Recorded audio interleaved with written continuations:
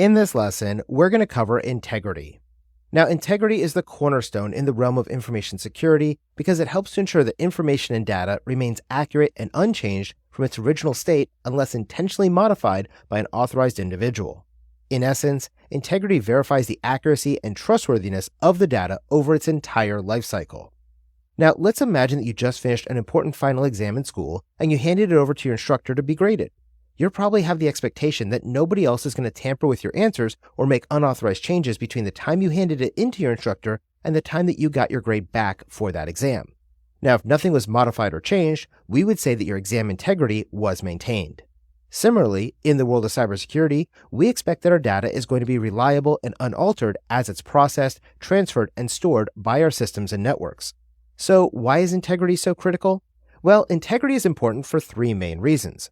We want to ensure data accuracy, we want to maintain trust, and we want to ensure system operability. First, we want to ensure data accuracy is occurring. Ensuring data accuracy is probably one of the most important reasons for worrying about the integrity of your organization's data. Just as you wouldn't want somebody to alter your written words without your consent, similarly, inside of our digital landscape, whether it's a financial transaction or a medical record, the accuracy of that data will be critically important.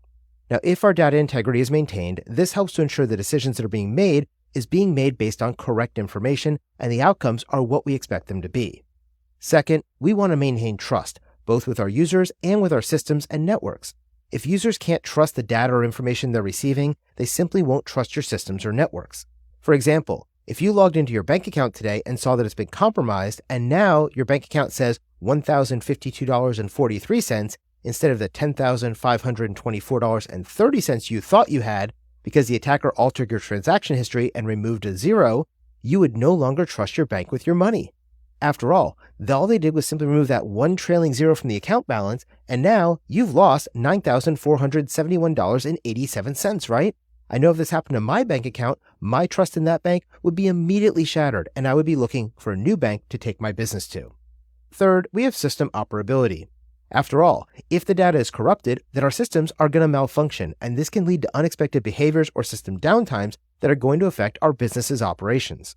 So, a breach of integrity could cause our systems to crash or become unresponsive if the data format is altered without authorization or consent.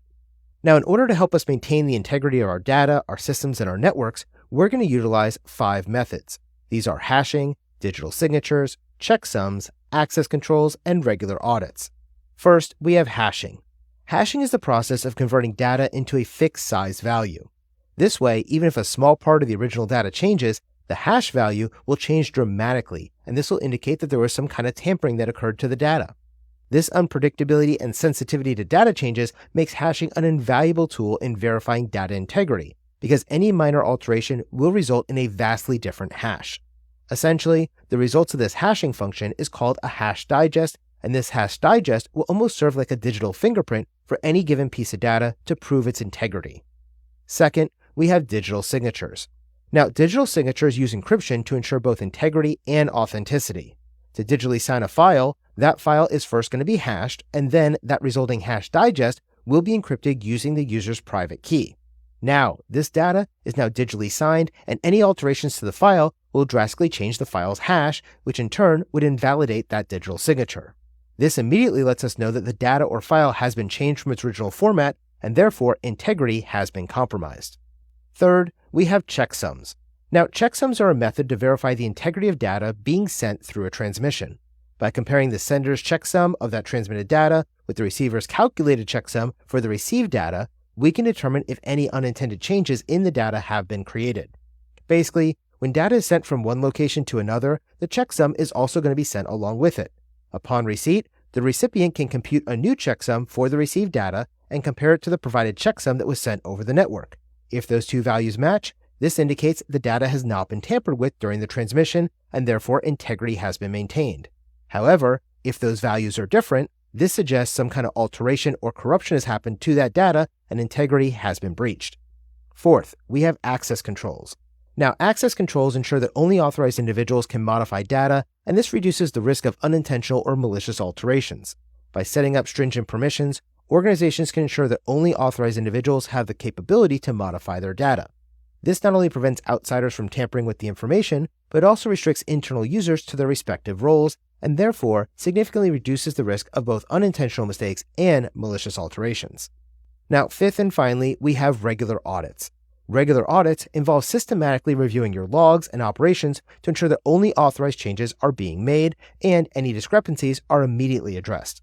By performing regular audits, we can detect if any changes to the system or its configurations have been occurring that might affect our data or system's integrity. So remember, integrity ensures our data remains consistent, accurate, and trustworthy throughout its lifecycle. Methods like hashing, digital signatures, checksums, access control, and regular audits are really your go-to tools for ensuring that the information maintains its integrity by remaining unaltered from its original format. It's also important to associate the terms integrity and hashing together because hashing is probably the number one way that you're going to see the maintenance of integrity for all of our data, our software, our systems, and our networks out in the real world. In an era where data drives so many of our business decisions, maintaining data integrity is not just a good practice, it's necessary for maintaining trust and smooth operations within your organization.